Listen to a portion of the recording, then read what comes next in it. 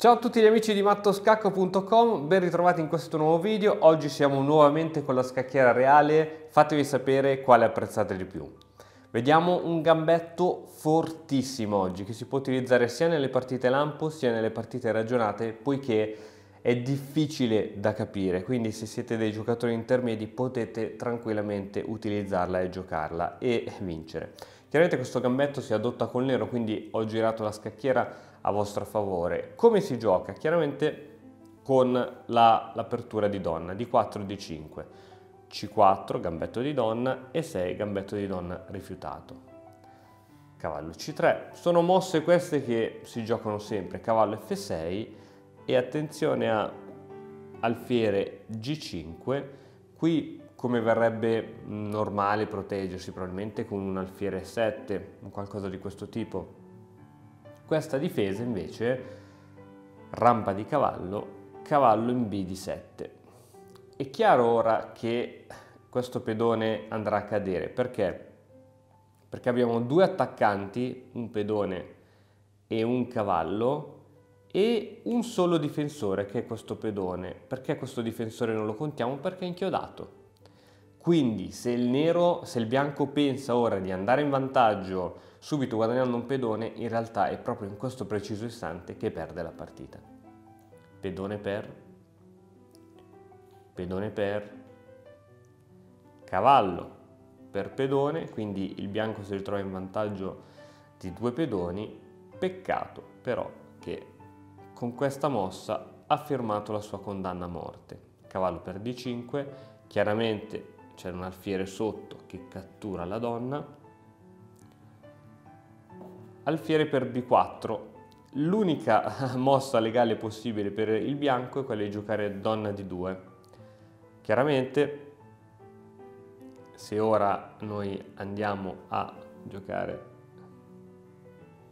re per D8 e donna per alfiere e andiamo a contare i pezzi in gioco, abbiamo due pezzi leggeri, tre pezzi leggeri a favore del nero. Quindi questa non è, mangiare subito non è la risposta migliore per il bianco.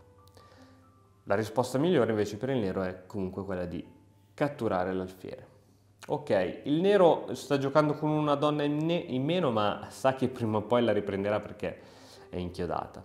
Cosa fa il bianco? Cerca di togliere il cavallo che difende questo alfiere, quindi E4, così togliamo questo cavallo. Peccato che il nero può giocare in modo aggressivo. Torre in E8, inchiodiamo questo pedone che non può catturare il cavallo. Allora cerca in qualche modo qualche soluzione come F3 per rendere più solida la propria struttura, e noi ancora in modo aggressivo andiamo a giocare F5 per rompere questa struttura. Alfiere D3, cercare di tenere questo centro, e attenzione alla mossa che ora ha a disposizione il nero, che è fortissima. Cavallo in F4. Perché cavallo F4 che lascia scoperto l'alfiere? Perché in caso di cattura di donna noi catturiamo l'alfiere, scacco, il re si deve spostare in qualsiasi direzione e ci ritroviamo in questa condizione con due pezzi leggeri in più, quindi attenzione, cioè veramente è micidiale, questo gambetto è veramente micidiale. Il re era qui e la donna era qui. A questo punto chiaramente la donna non può catturare, abbiamo visto, quindi per esempio il re si toglie da eventuali scacchi.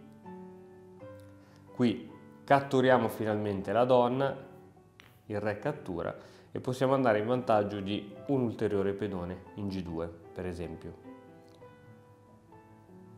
Qui poi il cavallo probabilmente si sposterà in H3, qui anche il nero magari inizierà a mettere fine a queste tensioni, e per esempio poi con cavallo F6 finalmente il cavallo si sviluppa e abbiamo liberato l'attacco del cavallo, che poi sarà costretto ad andare in G5. Insomma, comunque la partita è nettamente a favore del nero, proprio perché ha un pezzo in più e anche perché comunque ha i pezzi ben sviluppati. Bene, spero che questo trucchetto vi sia piaciuto, condividetelo e lasciatemi un commento per sapere cosa ne pensate. Ci vediamo alla prossima, ciao! E ora per continuare che cosa posso fare? Beh, innanzitutto ti consiglio di iscriverti al nostro canale in modo tale da non perderti le nuove video lezioni. E poi puoi vedere il video che è stato più cliccato in questa settimana. Ci vediamo, ciao!